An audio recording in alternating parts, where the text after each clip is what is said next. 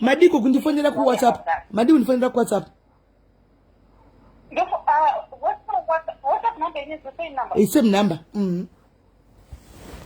Because paka kosha ipapa. Paka kosha up. All right.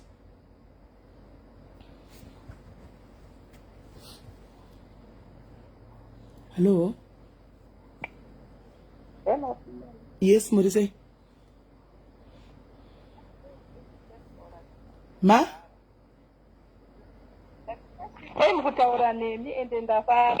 Okay, Morise. Right. Did you boy in Morise?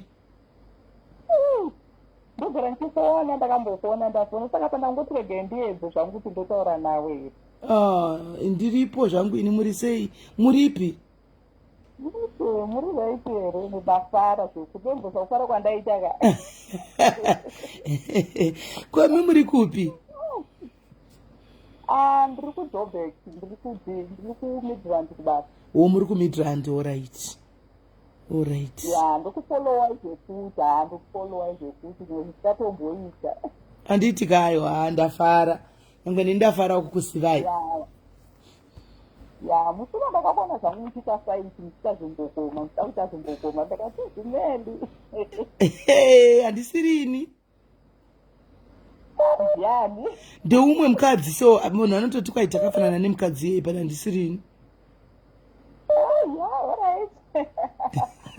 Ndafara. All right, iripo masaka sitade nyimunonza ndigoseva number. Ini handiri kunyeka kunyekera ndosenzesa ghost dzenepiri asi tarangu ndondisenzesa mosenzesa ghost. All right. Ya, ndosenzesa ghost rekuti dzenepiri. Makaindire kutsvaga zita remurume. Maghost. Zvakaoma. Ndosakundauya kwamuri. Rimwe bhuku renyu reWhatsApp. Group reWhatsApp. Muri palive? Ndatopinda palive manje. Manje ndataurire manje. Uchiregai kutaura izvi zvemazita izvi ndarinzwa inini chete. Ndatotaura zvangu kuda kuenda kufundira zvakanyanya. Tati tine mwenyaya. Sorry. Tine mwenyaya ndikuzokufonerai. Yeah. All right, ndikufonerai ndapedza.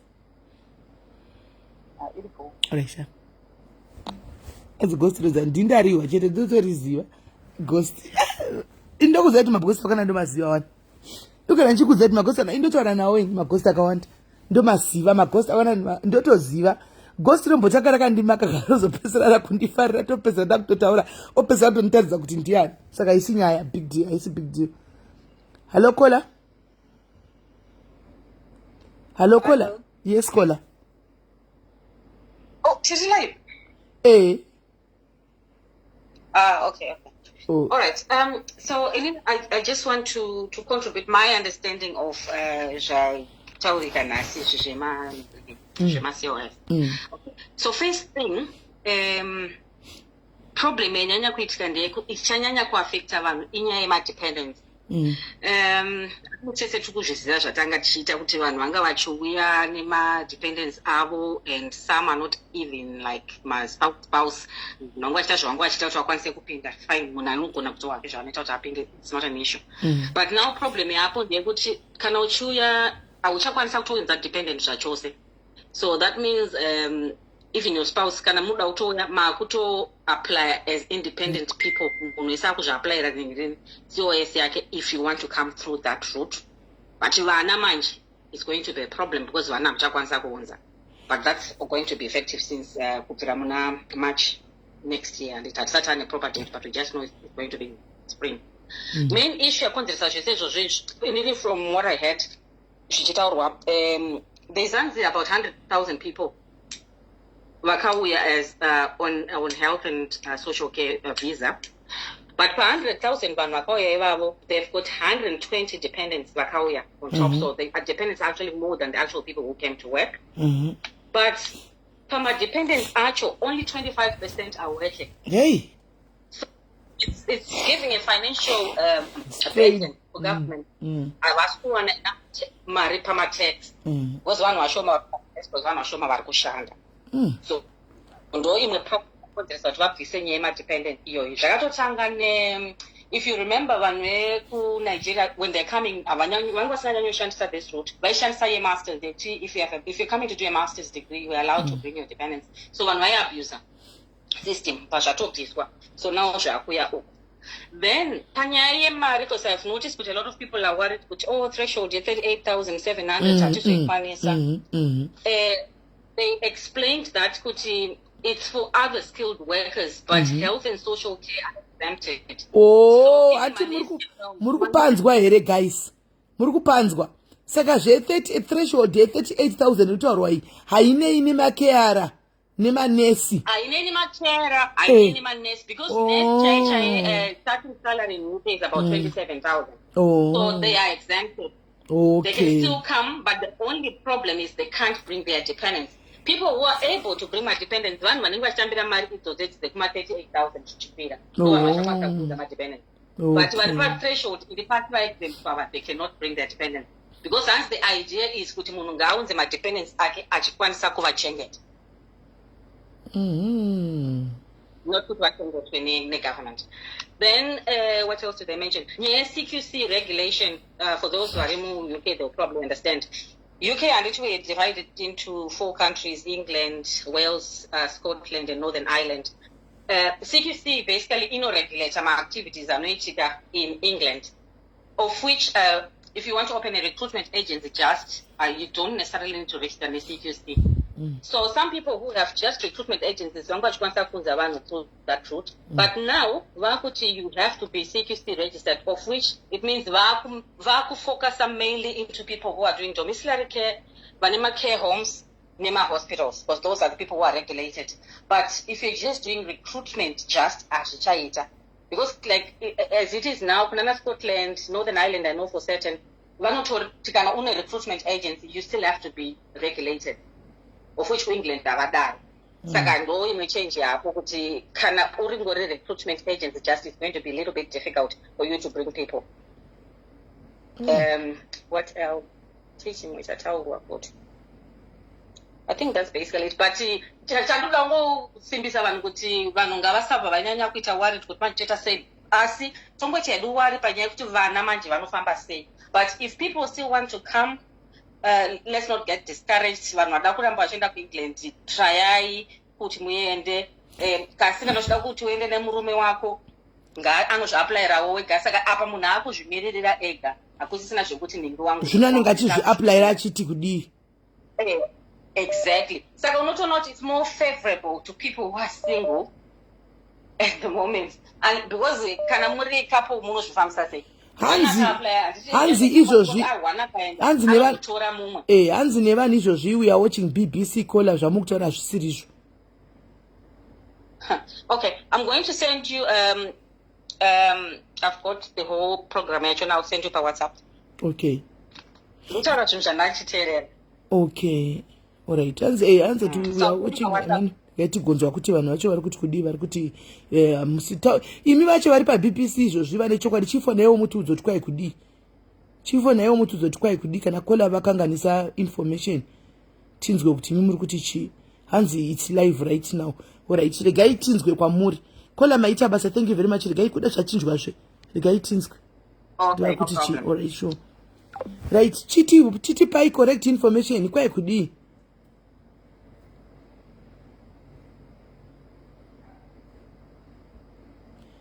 Kwai kudii guys, mteme yacho minyuwani kwai chichifona izvetiwe zvinhu zvacho nhasi tichatongoswerera.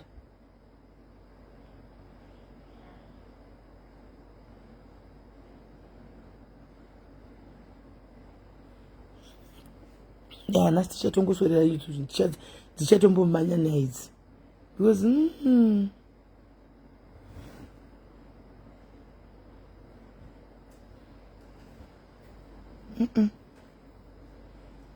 pakaipa.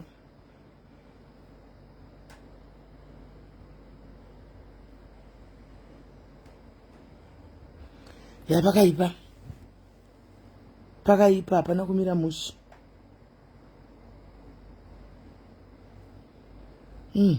tifonaiwo tiwe guys kuti mati kwai kudiko zvinhu zvacho pamwe zvogara zvachinja zvezvozvi anomaona pamwe zvodaro zvachinja zvezvozvi chitifonerai tiwe vedu vepaiwo vamwe vari kuafrica information nyaya dzacho idzi dzodotemesa vanhu musoro idzi. Hi UK, how are you? Hello, Mali kusismeli. Ndiri raiti muri sei? Aiwa terrible. Tikungonzwa nyaya iri kufamba iyi. Inorwadza zvishuwa. But zvakatotaurwa mufungi mukola anga achitaurawo ichokwadi. Patori neka video karitotenderera kaminista wacho achitotaura sorry voice rangu achitotaura izvozvo kuti inyaya yemutemo yachinjwa yeuk iyi. Saka mutemo yachinjwa madependents zvichanetsa kuti vauye ende zvinenge zvatoganhurwa kunzi hauchakwanisa kuuya kana ari dependent anenge ada kuuya anenge akutsvagawo rake COS return. Saka kuti unyorere uvaitire mapepa saka imi vanhu vakainda kaizvozvi mochitoshandisa 2 months dzasara idzi kuti muite mapepa. Chitoshandisai 2 months dzatosara idzi mototsvaga ma1 room mongonontonyorana ma1 room imomo then mozoonai kutamba pamberi apa as long as vapinda hani maona ende imwe nyaya tifanira tikurudzirani panapa kolaka ngatikurudzirei zvirume izvi zviri kupinda muzvinogara pasi zvisingaendi kubasa izvi ndio zviri kukonzeresa kuti zvinhu zviome nokuti kana kuchinzi kuri kushanda 25% yemadependents akapinda saka vamwe varume vacho vese vari kuitei vari pai kungomuka makuseni kuperekedza mukadzi kubasa udzoka mumbopinda machira nochando chikutla chando udzokera machira kunovata mukadzi achitonogwa nechando aiwa ngatikurudziranei kuti varume vanga vamuke vaende kumabasa zvokwadi chokwadi chakanaka because vari kucontributa kuti zvinhu zvese zvikanganisike izvi varume ava. Pane kapo yandotoziva murume wacho anongotendera anti vedomiciliary care vanenge vachita door to door vachiye anenge achikomberekedza achidhiraivha motikari mukadzi achita basa. Iyi ndi akazviita mudhiraivha womukadzi achibhadha kwai aiwa anenge achitongoti itodya ipapo. Yesu saka murume akutoshandawo zvekukeya kauyi kutoshanda kukeya kabisira asasingakori but ndo problem zvototi dai akatongojoina zvake agency yacho exactly otongoti driver otongotsvaga kana kuti driver kana tongopinda mukeya macho imomo otongopinda mukeya saka ndo zvakoma muchazonzwa maybe pamberi apa nenyaya yekuti iyo nyaya yekuberekana yeye you'll be surprised kuti vanenge vakaunzwa futi kuhomufisi kuti vanhu vari kuberekana vaine mafake marriages and all that vanozviziva saka pamwe vachatanga kuita ma-investigations vanozviziva vanhu vacho vakauya vari madependent vanozviziva because inini ndingati ndakaita spousal visa kudhara 20 something years ago but patime yatakaita isusu pane time yataitofanira kutoenda kunenge kucredon kuhome office every month pandaida kuti ndipo indefinite leave to remain we had to go there every single month muchienda ikoko muchibvunzwa wakadyei last night iye anenge achibvunzwa ari murume chibvunzwa kola wakadyei last night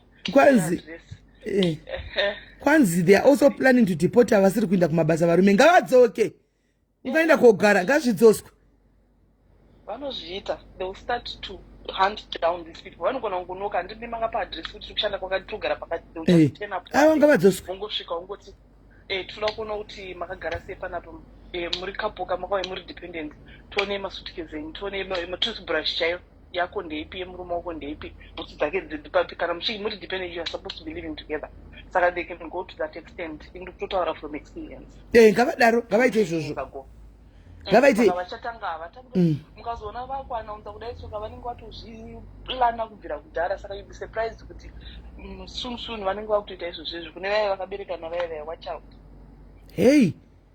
kana musiri kugara mese because nenge handi vanhu vakanga vachiroorana bhudhi nasisi vairoorana handimaona vachizvita vakadzi murume kuti vaende vakaenda saka obviously masvika uko vachanoparadzana muonde unoshanda uko munoshanda uko yakuchitifamba manje iyo yaya ndo basa ravo ka maadresi enyu ari kuend everything vochitendera door to door manje vachinyatsona kuti ndezvechokwadi guys be very careful guys be very careful information yatiupiwa naomwe wedu ari kuuk ikai vari kuti aleta guys it's not like vari kuti musauye kana kuti kudini but they are preparing and alerting us because vamwe vacho vagarisa variko of course wakaenda last year kana 2 years back necourse uriko handiti but mitemo iyi hausati wanyatsoiziva yese unotodawo mitemo ava vanotobvunza kuti vaka zvakaitika kwandiri 20 years back.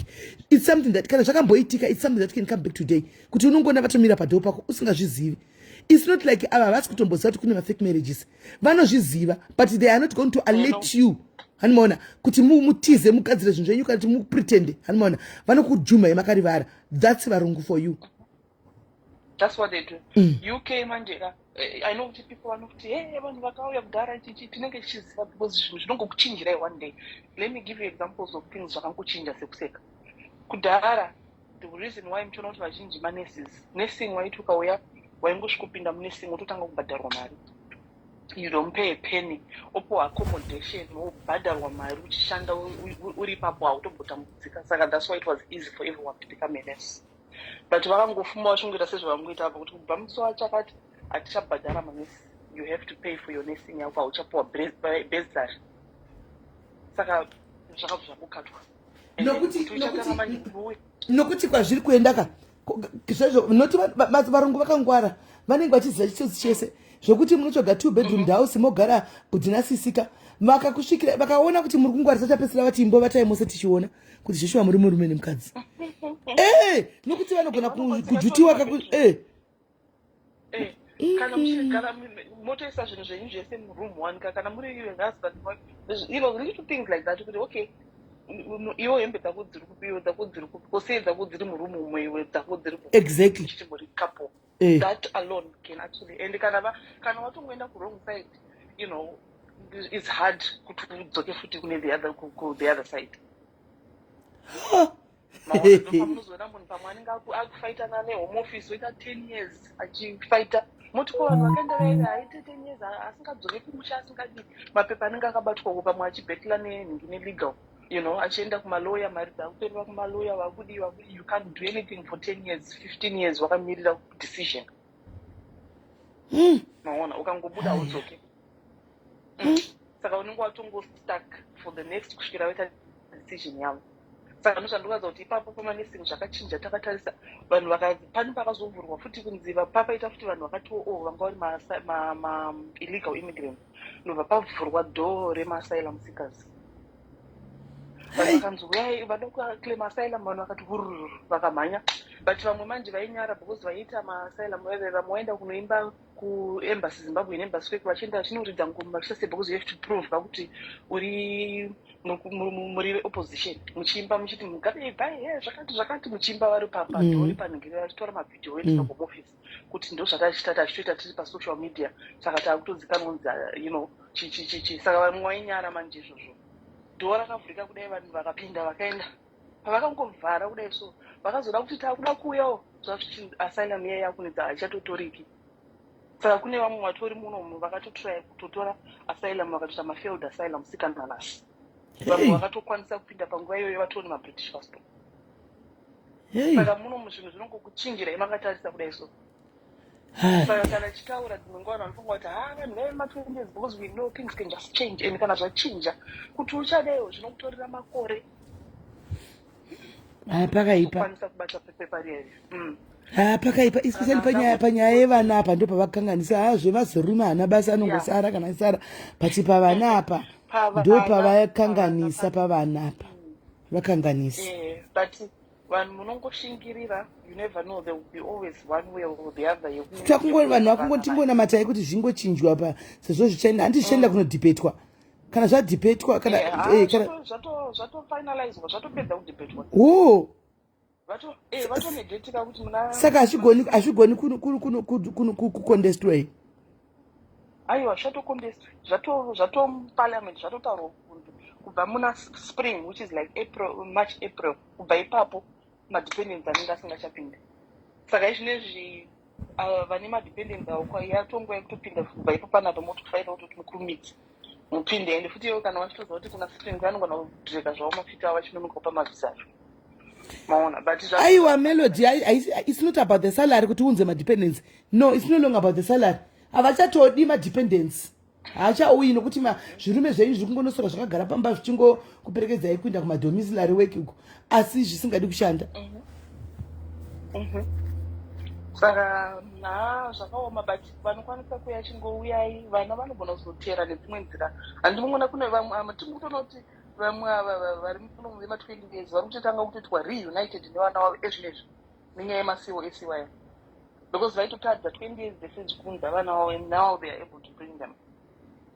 Saka there will always be another way yekuzounza vana. Imi munongouya mungoshandidza vana venyu sezvakamboitawo vamwe vakauyawo vakatadza for 20 years vakazovaunza after 20 years. Ndinoona soti kana vachitogona kugadzira mapepa iko zvino vanhu gadzirai mapepa right now. Gadzirai muuye. Kana itoendai munosubmita mavhiza evana because vatoudzwa kunzi kutanga pana chakanakira vanhu varungu ava vanoshanda maembassy vanoteera vari honest vanoteera mitemo yavo. Kana zvatonzi March vanoteera March ukaendisa iko zvino vanotongokupai mavhiza acho. Vanokupai. Vakavhurika izvinezvi zvichakavhurika. And vatopa futi it's 4 months right. 4 months. Matopuwa 4 months zvekuti munhu kamhanya unogona kutokwanisa kutounza sezvamataura kuti mungonoungana chero pamaungana mozozviona maimo. Ndizvozvo. Kana vavhara dhoo ravo vatovhara kuvhurika kwaro kunoneka. Kana ivo vakazogumisira kuti hatichada kukata ngora izvo zvatopera. They do that, we've seen it. Hanzi manje izvozvi hachatobude zvokumhanya. Aiwa varungu vari honest sha. Varungu vari honest. Kana zvanzi zvinotanga pazvatanga zvinotanga ipapo. Kana zvanzi zvinotanga ipapo hachizombotangi nhasi nokuti zvabuda zvichinzi no varungu ava they are not like that. Vanotofamba nebhura kana kwanzi iko zvino vanotopinda vanopiwa vanototumira yetina vanopiwa but ukazoda kutumira pamberi apo kuna naMarch April hamuchapiwi. Zvinobva zvangoperera ipapo. Saka pavanogona kungotora zvavo vanenge vachitora vangadhiliya zvavo but kana application yamuprocess inenge yatomuprocess they can't stop it because mutemo uri kuti kubva muna spring. Mutemo uri kuti kubva muspring and the date to be announced. Saka ndo zvacho. Saka ndangoti ningocontribute kuti kana vataura kana wavhurika shandisai chop ukangovharika wavharika. Kana pane vakatotora mamoge chop pane kana wakambovhurika kana iwe wakavharika. Saka zvinhu zvacho zvinongoti takamboona pepa yamuchipiwa mari kuUK yuko vanhu vachipiwa mari vachienda kunotenga marange rover time iya yemarange rover. Vamwe vakatenga marange rover makadii vakazotorerwa marange rover here vamwe vakazonzi marange rover vakazomeno zvakafamba sei asi mari vanhu vakatombopiwa takatozviona vanhu vakaenda kutora maloni. ma50 vanhu vakamhanya vakambotomhanya nopiwa maloni. Saingoenda ungonotita ma 50,000 more than that even depending on business kana unaro. Vazhinji vangu vari like vamwe unogona ngori registered as a business but uchishandako uri self employed. Some people were able to get mari idzodzo. Vanhu havachina hope. Vanhu vari kuenda kuUK havachisina hope. Patobuda mutemo uyu nyuwani kudai vanhu vakamira nemakumbo 1 especially kana usati wawana visa unenge wakungoti iwin or lose. Kana usati wawana visa iwin or lose. It's difficult but kana mwara maopportunities ari pese pese. Kana zvikaramba muUK kuna naAustralia kunoendeka kuna naCanada. Kana imo muno macho unogona kungouya ungofaita kusvikira zvaita. Zvinozongoita chete one day. Pakaipa. No, thank you very much my sister for your contribution. Thank you very much. You're welcome. Sure. Bye. Okay. Zvakaoma. Guys, amen. Right. Mati vanonyepa madha nifuna yangu inonisa kuvura malinki amunoti nemakai. Kamboita sei. Vatumira link yenyaya. Chida kuti shonere. Link yenyaya.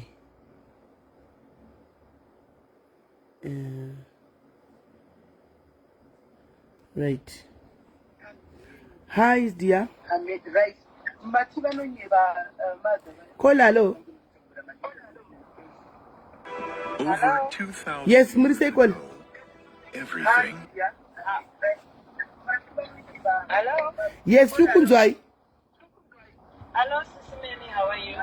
Good, and how are you? Not too bad. SIS MELLY, I don't contribute or just one or two things. I've spoken to you in the past. But what I just wanted to say is it's unfortunate, yes, but they are going to be introducing no dependence. But at the same time, I understand why that is because I think I've seen the problems firsthand as an employer who know UK. kuti munhu anouya nemurume murume oshaya basa iko zvino maBRP maresidence permits ayaka haasi kubuda zvekumhanya ari kunonga there's a backlog saka you find kuti murume anouya ogara months. Some have been waiting for 5 months without a residence permit, which means they do not have a national insurance number. They cannot work. Meanwhile,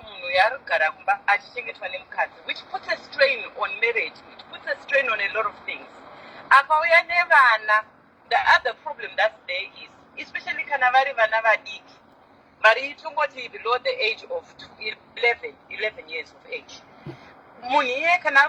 Domiciliary work, it's very difficult for that person to attend to vana vake kuti vana vaenda kuchikoro on time here, vadya here, vaita homework here, vapikwa from school here on time, varara on time here. Those things become practically impossible. So from an employer's point of view, waunza munhu in that situation, it's just a matter of time before munhu akudza kuti I cannot continue doing the job that you've brought me here today. You've already invested in training that individual. You've already paid money. You understand? Saka, for a long time, I've always said for most people, I think for the past 8 months, we changed the way we recruit one. In the sense of for the first, I just put up with dependence. Because we realized as an employer, it's a loss. Hold on, my sister. Hold on, my sister. Murkumaona kama agents manyama, my boss manyama, my agents manyama. Murkuona. One thing that I like about you, my sister Judy, is your company. Irikungo famba shakanaka. Hatina kumbo wakuti ma investigate waisu. So big up to you. Because most of our brothers and sisters companies andika dziri kuto affect vanhu vakaenda nema COS vachinji vachona because kana dzatombo investigate kwa here uchinza hosi kumita criteria things like that kureva kuti nevashandi vese vakunzidzokerai kuAfrica.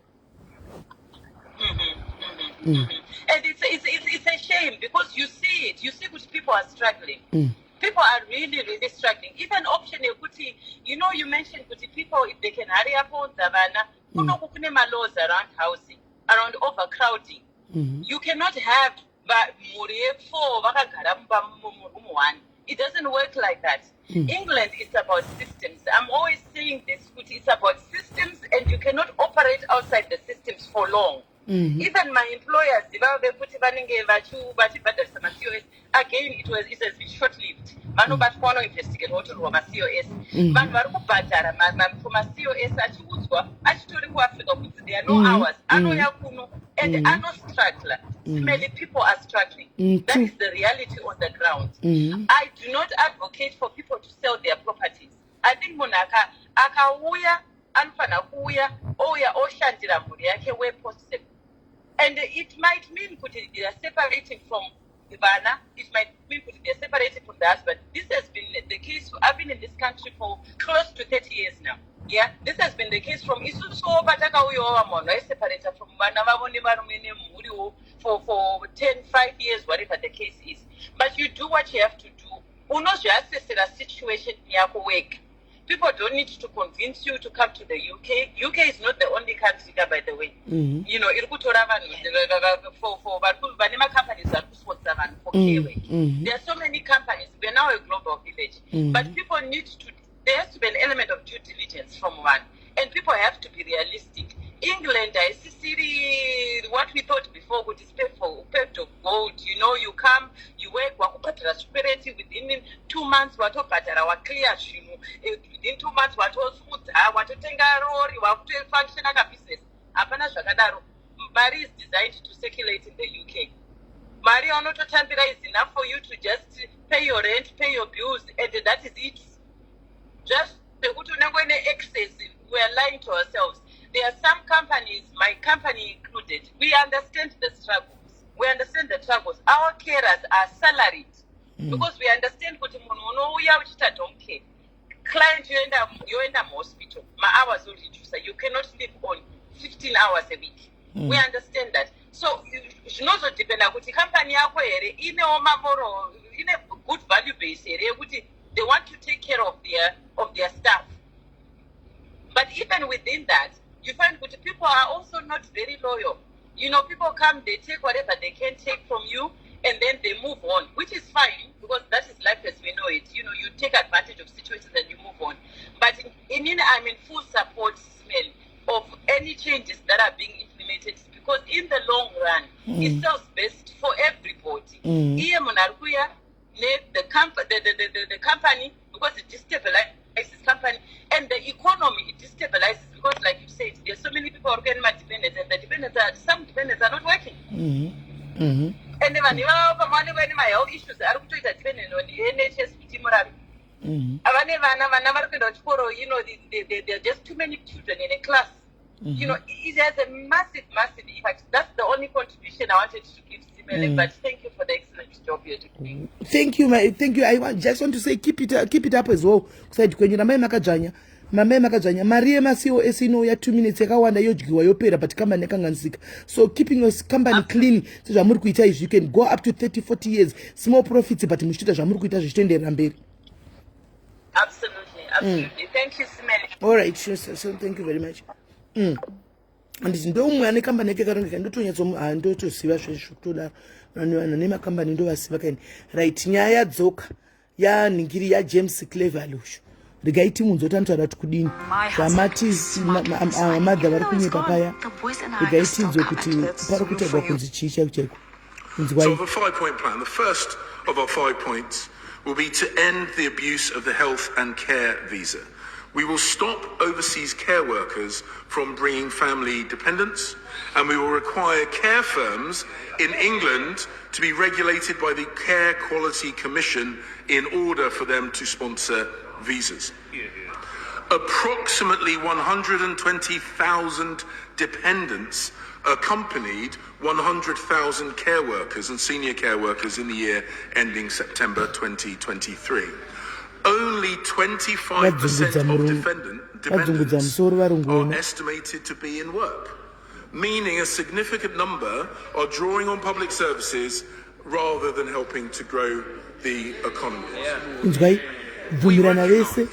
We recognise that foreign workers do great work in our NHS and health sector, but it is also important that migrants make a big enough financial contribution. Therefore, we will increase annual immigration health surcharge this year by 66%, from £624 to £1,035, to raise on average around £1.3 billion for the health services of this country every year. Second, we will stop immigration undercutting the salary of British workers. We will increase the skilled worker earnings threshold by a third to 38,700 from next spring, in line with the median full-term wage for those kinds of jobs. Those coming on health and social care visa routes will be exempt, so we can continue to bring in the healthcare workers on which our care sector and NHS rely. Thirdly, we will scrap cut price shortage labour from overseas by ending the 20% going rate salary discount for shortage occupations and reforming the shortage occupation list. I have asked the Migration Advisory Committee to review the occupations on this list because of our new higher skilled worker salary threshold, and we will create a new immigration salary list with a reduced number of occupations in coordination with the MAC.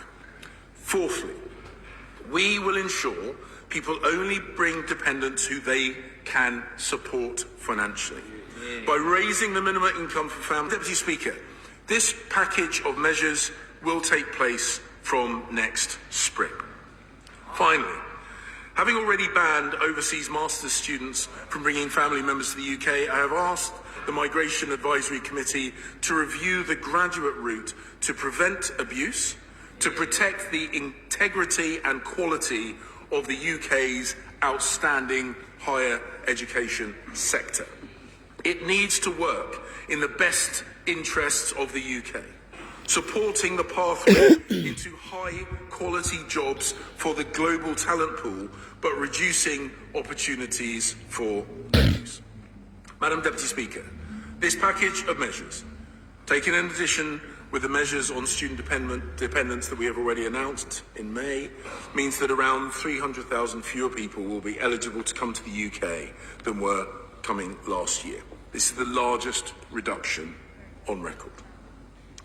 Immigration policy must be fair, consistent, legal, and sustainable. That is why we are also taking the fight to illegal migration. Our plan to stop boats is working.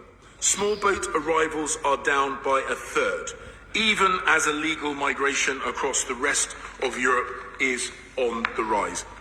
Madam Deputy Speaker, today we have taken decisive action to reduce legal migration with our 5-point plan. Enough is enough. We are curbing abuses to the healthcare visa. We are increasing thresholds, cutting the SOL discount, increasing family income requirements, and cutting the number of student dependents. And I commend this statement to the House. Pakaipa guys, muri kunzwa kuningirira kutaura kuri kuitika ndabva ndaenda kuma comments. Guys, listen to this comment. Vanhu vemu UK ava, listen to this comment. I have a migrant family from Rwanda living next door to me. The wife is working for the local Red Brick University as part of the WHO. Her husband managed to get a job and they have 2 kids under 16 going to local school paid by us. Free schooling, free meals, free everything. They are renting, which is paid by the government. Well, actually paid by us, British taxpayers. Totally unfair. I work full-time and have 2 kids who are dependent on me, but I've never claimed a single penny since leaving university. Government is not doing anything to help single working professional women like me. It's sick. Guys, sounds good, but implementation from spring. This needs to be done by the end of February 2024. Also, this time round, can there be action, not just words on the previous occasion? Anyway, his mother was a midwife from Sierra Leone. His own mother was an overseas care worker who came here to work in NHS. This guy is a problem with his mother and the reason why he's alive. I mean, it's too little late now. They are already here. They must be deported. By the way, deny entry to people we need, while it's doing nothing against the illegals is one of the most stupidest things I have never heard. Shakaipa. I think we have enough immigrants.